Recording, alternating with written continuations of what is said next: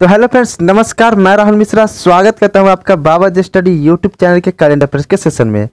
तो फ्रेंड्स, आज है 22 जुलाई और 22 जुलाई के इंपॉर्टेंट करंट अफेयर्स के क्वेश्चन को मैं इस वीडियो में डिस्कस करूंगा, जो कि आपके आने वाले किसी भी वनडे कॉम्पिटिटिव एग्जाम के लिए मोस्ट हेल्पफुल रहने वाले हैं। और हाँ फ्रेंड्स, यदि आप इस करंट अफेयर्स की PDF फाइल प्राप्त करना चाहते हैं तो बाबा जी स्टडी टेलीग्राम चैनल को ज्वाइन कर सकते हैं, जिसका लिंक आपको डिस्क्रिप्शन बॉक्स में दे रखा है। तो चलिए फ्रेंड्स, स्टार्ट करते हैं आज के टॉप 10 करंट अफेयर्स क्वेश्चन को। तो हमारा आज का पहला प्रश्न है कि प्रजनन दर में गिरावट का सामना कर रहे किस इस्लामिक देश ने विवाह को बढ़ावा देने के लिए राज्य द्वारा अनुमोदित मैच मेकिंग ऐप हमदम लॉन्च किया है। सीधा सा सवाल आपका यह है कि हमदम नामक ऐप किसने लॉन्च किया है और यह लॉन्च क्यों किया गया है। तो यह विवाह को बढ़ावा देने के लिए लॉन्च किया गया है, प्रजनन दर में गिरावट होने के प्रति विवाह को बढ़ावा देने के लिए। तो यह लॉन्च किया हमारे ईरान ने। ईरान एक इस्लामिक कंट्री है और इसी ने प्रजनन दर में गिरावट को देखते हुए विवाह के लिए मैच मेकिंग ऐप हमदम लॉन्च किया है। आपको बता दें कि यह ऐप शादी के साथी की तलाश में युवा एकल के लिए सलाह देता है। पिछले 4 वर्षों में ईरानी महिलाओं में प्रजनन दर 25% कम होने के बाद ईरान की आबादी 2 दशकों में दुनिया में सबसे पुरानी हो सकती है। आप प्रजनन दर तो समझ ही सकते हैं, मतलब बच्चा पैदा करने की क्षमता, जो कि महिलाओं में 25% कम हो चुकी है ईरान के। इसलिए अब वहाँ पे एक मैच मेकिंग ऐप हमदम लॉन्च किया गया है, जिससे युवा लोग एक अपनी महिला का तलाश कर उनसे शादी रचा सके और अधिक से अधिक बच्चा पैदा कर सके। तब यह ईरान में हुआ है, तो ईरान के बारे में जानते हैं। ईरान की कैपिटल कहाँ है? तेहरान। ईरान की करेंसी क्या है? तो ईरानी रियाल ईरान की करेंसी है। ईरान का राष्ट्रीय खेल क्या है? तो ईरान का राष्ट्रीय खेल फ्रीस्टाइल कुश्ती है। तो फ्रेंड्स, इस प्रश्न से हमें इतनी जानकारी मिलती है। बढ़ते अपने अगले प्रश्न की ओर। उससे पहले यदि आपको हमारा सेशन पसंद आता है तो हमारे इस वीडियो को लाइक, चैनल को सब्सक्राइब और वीडियो को एक शेयर जरूर कर दें। तो फ्रेंड्स, हमारा अगला प्रश्न है कि कौन सी भाषा की लिपि जल्द ही यूनिकोड वर्ण सूची में शामिल हो जाएगी। तो ऐतिहासिक दस्तावेजों का उपयोग करते हुए कर्नाटक तुलु साहित्य अकादमी द्वारा डिजाइन की गई तुलु भाषा, कौन सी भाषा? तुलु भाषा की लिपि को जल्द ही यूनिकोड वर्ण सूची में शामिल किया जाएगा। यह लिपि तुलु संस्कृति का प्रतीक है, जिसके राजाओं ने कर्नाटक में सदियों तक शासन किया था। यदि डिजिटल प्लेटफॉर्म, प्रिंट साहित्य और प्रचार सामग्री पर स्क्रिप्ट का उपयोग किया जाएगा तो तुलु लिपि को आगे बढ़ाने में प्रयासों को बढ़ावा मिलेगा। आगे बढ़ते हैं अपने अगले प्रश्न संख्या 3 में। प्रश्न संख्या 3 है कि ब्रिटेन अपने महारानी एलिजाबेथ विमानवाहक पोत और अनुसंरक्षक जहाजों को सितंबर में समुद्र के रास्ते किस देश में भेजने के बाद एशियाई जल में 2 युद्धपोतों को अस्थायी रूप से तैनात कर देगा। यानी कि ब्रिटेन किस देश में भेजने के बाद एशिया में 2 अपने युद्धपोत को शामिल कर लेगा। तो आपको बता दें कि ब्रिटेन ने 20 जुलाई 2021 को घोषणा की कि वह अपने महारानी एलिजाबेथ विमानवाहक पोत और अनुरक्षण जहाजों के सितंबर में समुद्र के रास्ते जापान जाने के बाद एशिया जल में 2 युद्धपोतों को अस्थायी रूप से तैनात करेगा। महारानी एलिजाबेथ को 2 विध्वंसक, 2 युद्धपोत, 2 सहायक जहाजों और संयुक्त राष्ट्र अमेरिका, नीदरलैंड के जहाजों द्वारा अनुरक्षित किया जा रहा है। ब्रिटिश वाहक जो अपनी पहली यात्रा पर F-35B स्टील्थ जेट ले जा रहा है, योकोसुका जापान के फ्लीट कमांडर अड्डे पर रहेगा।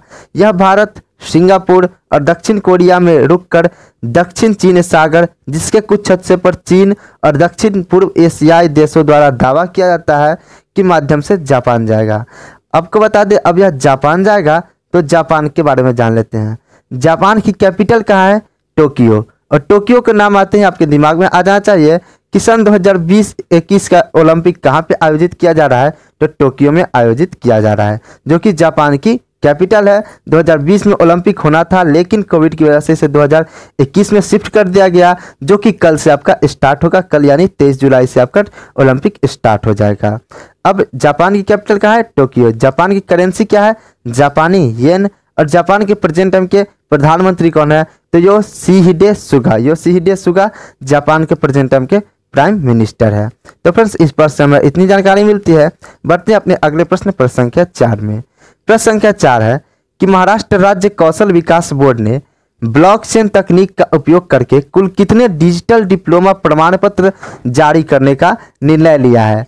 तो महाराष्ट्र राज्य कौशल विकास बोर्ड ने जाली शिक्षा प्रमाण पत्रों को नागरिकों के बीच साझा किए जाने के मामले को रोकने के लिए एक पहल शुरू की है। बोर्ड ने ब्लॉकचेन तकनीक का इस्तेमाल करते हुए कुल 10 लाख डिजिटल सर्टिफिकेट जारी करने का फैसला लिया है। यह कुल 8 साल के अध्ययन के लिए किया जाएगा और अधिकारियों को उम्मीद है कि इस कदम से फर्जी शिक्षा प्रमाण पत्रों के खतरों को रोका जा सकता है। तो अब यह महाराष्ट्र सरकार ने किया है। तो महाराष्ट्र के बारे में जान लेते हैं। महाराष्ट्र की कैपिटल कहाँ है? मुंबई। महाराष्ट्र के प्रेजेंट टाइम के सीएम कौन है? उद्धव ठाकरे। और महाराष्ट्र के प्रेजेंट टाइम के गवर्नर कौन है? तो भगत सिंह कोश्यारी महाराष्ट्र के प्रेजेंट टाइम के गवर्नर है। और महाराष्ट्र में नंबर ऑफ डिस्ट्रिक्ट कितनी है? तो महाराष्ट्र में 36 टोटल नंबर ऑफ डिस्ट्रिक्ट्स है। अगला प्रश्न संख्या 5 देखते हैं। ओडिशा क्रिकेट संघ ने राज्य के कितने जिलों में क्रिकेट अकादमी स्थापित करने का निर्णय लिया है? तो ओडिशा क्रिकेट संघ ने राज्य के सभी 30 जिलों में क्रिकेट अकादमी स्थापित करने का निर्णय लिया है। ओडिशा के खेल मंत्री तुषार कांति बेहरा, मतलब बकायदे ओडिशा के खेल मंत्री कौन है आपके?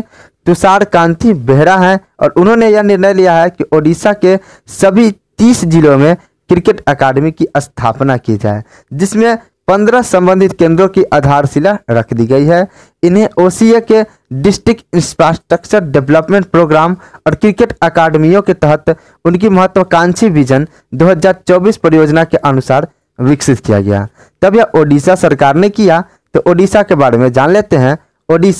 ओडिशा की कैपिटल कहाँ है? तो ओडिशा की कैपिटल आपको कमेंट बॉक्स में करना है कमेंट। बहुत ही आसान कैपिटल है, आपको कमेंट बॉक्स में इसका कमेंट करना है कि ओडिशा की कैपिटल कहाँ है। मैं इसके सीएम के बारे में बता देता हूँ। ओडिशा के सीएम कौन है?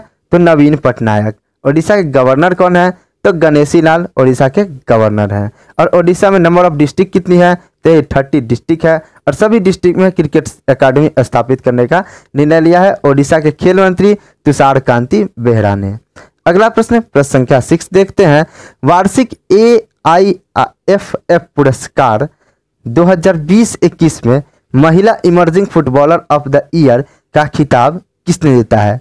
तो सबसे पहले आपके मन में आ रहा होगा कि AIFF क्या है। तो इसका भी जवाब आपको गूगल करके कमेंट बॉक्स में कमेंट करना है। मैं इसीलिए बता रहा हूँ AIFF का फुल फॉर्म आपको गूगल करके कमेंट बॉक्स में कमेंट करना है कि AIFF क्या होता है। आप खुद से डेवलप करिए कि यह क्या हो सकता है, खुद से खोजने की कोशिश करिए। इसी कारण मैं ऐसे टॉपिक को छोड़ देता हूं जो कि आपके खोजना मस्ट हो जाता है। अगर मैं AIFF बता दूं तो आपके दिमाग में यह क्वेश्चन छप जाएगा, लेकिन AIFF खुद से आप सर्च करके लिखोगे तो हमेशा के लिए याद रह जाएगा। तो मैं इसका आंसर बताता हूँ कि वार्षिक AIFF पुरस्कार में महिला emerging footballer of the year का खिताब किसने जीता है? तो मनीषा कल्याण ने महिला emerging footballer of the year का खिताब जीता है। वहीं अगर बात कर ले कि फुटबॉलर ऑफ द ईयर, महिला फुटबॉलर ऑफ द ईयर का खिताब किसने जीता है, तो आपके ऑप्शन ए में शो हो रही हैं बाला देवी। बाला देवी ने महिला फुटबॉलर ऑफ द ईयर का खिताब जीता है। और महिला emerging footballer of the year का खिताब जीता है मनीषा कल्याण ने। वहीं आपको बता दें कि यह ऑप्शन नंबर डी में आपको जो सुमंत दत्ता शो हो रही है, सुमंत दत्ता ने सर्वश्रेष्ठ सहायक रेफरी का आपका खिताब जीता है। सर्वश्रेष्ठ सहायक रेफरी का खिताब जीता है। और सर्वश्रेष्ठ आपका रेफरी का खिताब किसने जीता है?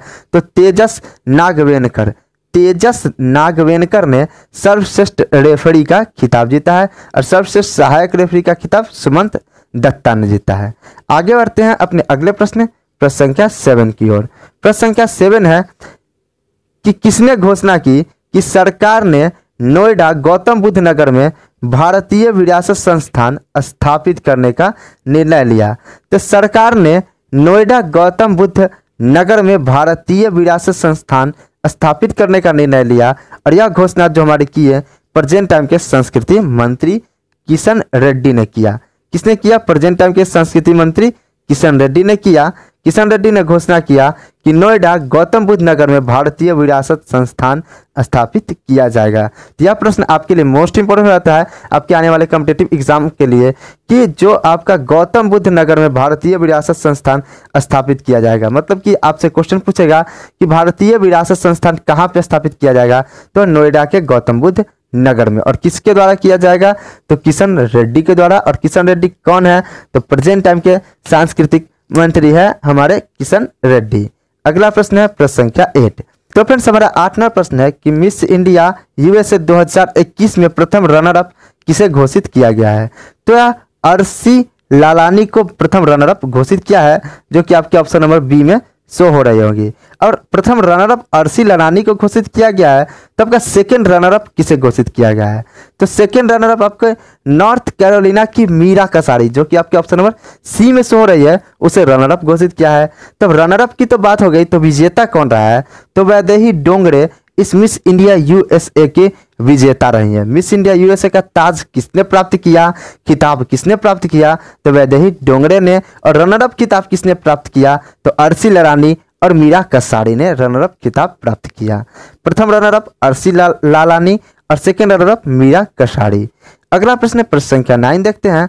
जुलाई 2021 में पेरू के निर्वाचित राष्ट्रपति के रूप में किसकी घोषणा की गई, तो पेड्रो कैस्टिलो को पेरू के निर्वाचित राष्ट्रपति के रूप में घोषणा की गई। 51 वर्षीय पूर्व शिक्षक और यूनियन नेता के श्री कैस्टिलो को 50% से कुछ ही अधिक वोट मिले। अब वह 28 जुलाई 2021 को पेरू के राष्ट्रपति के रूप में शपथ लेंगे।